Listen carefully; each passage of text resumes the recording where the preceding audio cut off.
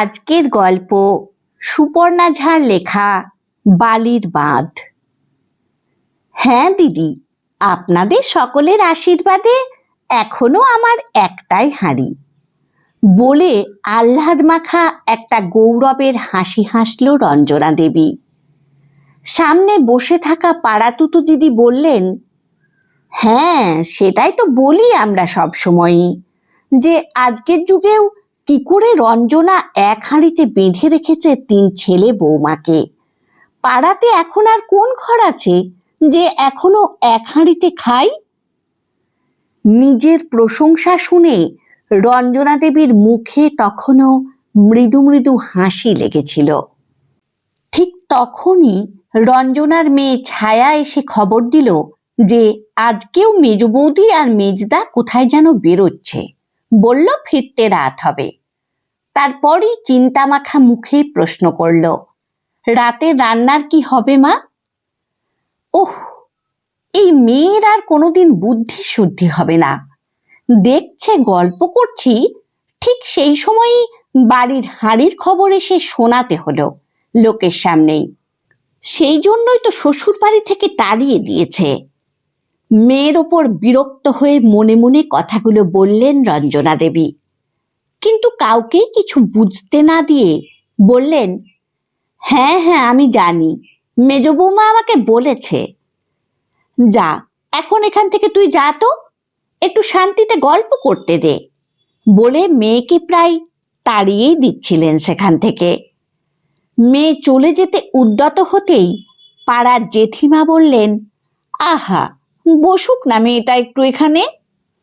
তারপর বললেন, হ্যাঁ রে কেমন আছিস ছায়া? ছায়া গদগদ হয়ে খুব ভালো বলে বসতে যেতেই রঞ্জনা দেবী মেয়েকে বললেন, যা তো বড় বৌদিকে বলগে 2 কাপ চা করে দিতে। তারপর পাড়ার দিদির দিকে তাকিয়ে বললেন, দিদি আপনি লিকার চা খান তো?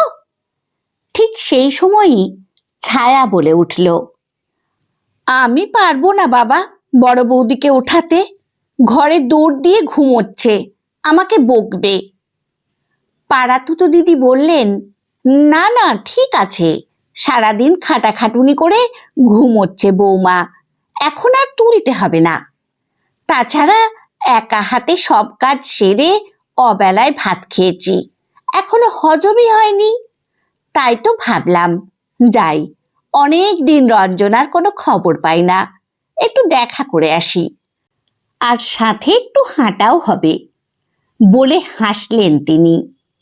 রঞ্জনা মেয়ের দিকে তাকিয়ে বললেন, ঠিক আছে যা, তুই ছোটদার ঘরে টিভি দেখগে যা, কোনো কিছুতে হাত দিস না কিন্তু।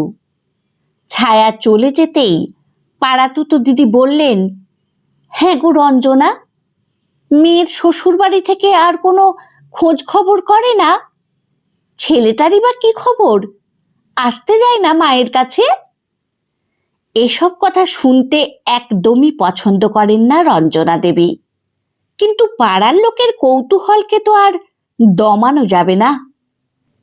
তাই বললেন, হ্যাঁ দিদি ওরা তো নিতে এসেছিল, কিন্তু ছায়ার দাদারা চায় না ওর বোন অসম্মানের ভাত খাক ও বাড়িতে, তাই আর যেতে দেয়নি ওদের আদরের বোনকে।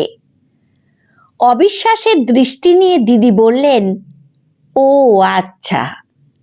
তারপর আবার বললেন, ঠিকই তো, তোমরাই তো দেখে শুনে পছন্দ করে নিয়ে গেলে আমাদের সুন্দরী মেয়েটাকে, একটু না হয় সহজ সরল, তাই বলে মেয়েকে তাড়িয়ে দেবে? 3 ছেলের পিঠের একমাত্র আদরের মেয়ের নামে আর কোনো কথাই শুনতে ভালো লাগছিল না রঞ্জনা দেবীর। তাছাড়া মেজ বৌমা এই 7 সন্ধেবেলা বেরিয়ে যাচ্ছে শুনে উনার মাথায় চিন্তা ঢুকে গেছে, সত্যিই তো রাতের রান্নার কি হবে। বড় বৌমা একা হাতেই দুপুরে রান্না করে বলে আর রাতে রান্নার দিকে ফিরেও দেখে না।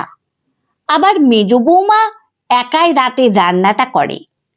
ছোট বৌমা চাকরি করে, তাই ছুটির দিনগুলোতেই শুধু স্পেশাল কিছু রান্না করে।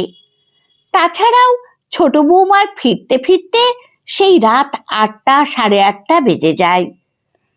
আর ছায়ার তো আগুনের কাছে যাওয়া বারণ, তাই তো শ্বশুরবাড়ি থেকে পাঠিয়ে দিয়েছে। এমনকি নাতিটাকেও ওরা রেখে দিয়েছে। স্বল্প বুদ্ধি ছায়ার ভরসায় ছাড়তে পারেনি। রঞ্জনা দেবী বসে বসে 2 বেলার আনাজপাতি কেটে কুটে দেন, কিন্তু বাতের ব্যথার জন্য দাঁড়িয়ে রান্না বান্না করতে পারেন না আর আজকাল। এতগুলো লোক কি খাবে রাতে? চিন্তায় অন্যমনস্ক হয়ে গেছিলেন রঞ্জনা দেবী। তাই পাড়ার দিদির আর কোনো কথাই শুনতে ভালো লাগছে না তার। বাধ্য হয়েই বললেন, সন্ধে পড়ে গেল যে দিদি, আপনার বাড়ির সবাই চিন্তা করবে না? আমার জন্য আর কে চিন্তা করবে রঞ্জনা? তোমার মতো তো আর আমার ভাগ্য নয় যে ছেলে বৌমাকে এখনো এক হাঁড়িতে বেঁধে রাখবো। সবাই নিজের নিজের সংসার নিয়েই ব্যস্ত। এই বুড়িটা কোথায় গেল কি না এলো তাতে ওদের কিচ্ছু এসে যায় না। তারপর একটু দম নিয়ে আবার বললেন, তবুও আধার রাস্তায় পড়ে গেলে তো কোমর ভাঙবে আমারই, তখন ভুগতেও হবে আমাকেই। তোমার মতো তো আর 3 ছেলে বৌমা আমার সেবা করবার জন্য দাঁড়িয়ে নাই। আসি গো রঞ্জনা, ভালো থেকো বলে উঠে গেলেন পাড়ার দিদিটি। উনার চলে যাবার পর উনার বলা কথাগুলো কানে ভাসতে লাগলো রঞ্জনা দেবীর। আচ্ছা, উনি কি ব্যঙ্গ করে বলে গেলেন?